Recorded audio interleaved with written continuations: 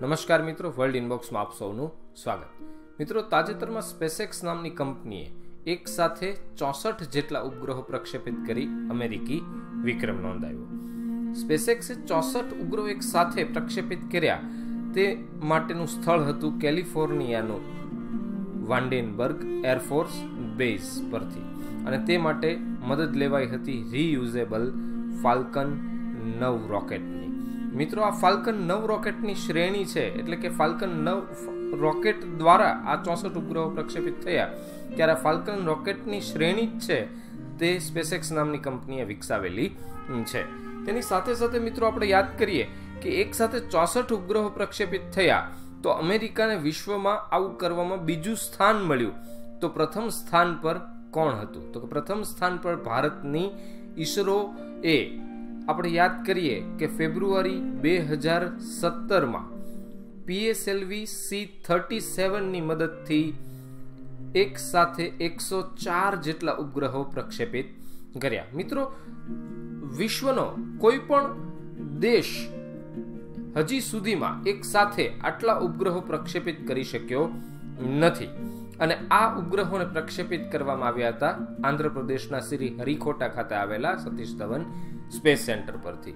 અને હાલમાં હવે આપણે એમ કહીએ કે સૌથી વધુ ઉપગ્રહો છોડવામાં પ્રથમ ક્રમ કોનો છે વિશ્વમાં? તો ભારતનો, અને બીજો US એટલે કે યુનાઇટેડ સ્ટેટ્સ ઓફ અમેરિકાનો.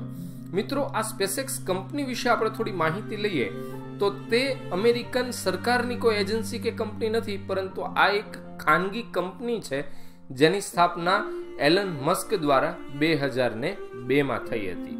આ ખાનગી કંપની સ્પેસએક્સે આપણે વધુ વાત કરીએ તેમના વિશે તો તેમનો મુખ્ય સ્થાપનાનો ઉદ્દેશ શું હતો? તો એમ કહેવાય છે કે અંતરિક્ષ પરિવહન ખર્ચમાં ઘટાડો કરવો અને મંગળ ગ્રહ પર માનવ વસાહતોની સ્થાપના કરવી. તે આ સ્પેસએક્સ છે તેનો મૂળ ઉદ્દેશ મનાય છે.